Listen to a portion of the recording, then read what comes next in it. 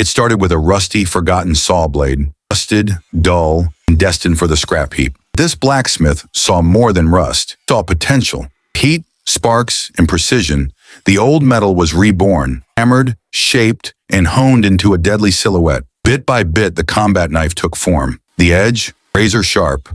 The look, aggressive and tactical. From worthless scrap to a weapon of beauty and power. It's not just a knife, it's a resurrection. That's what happened.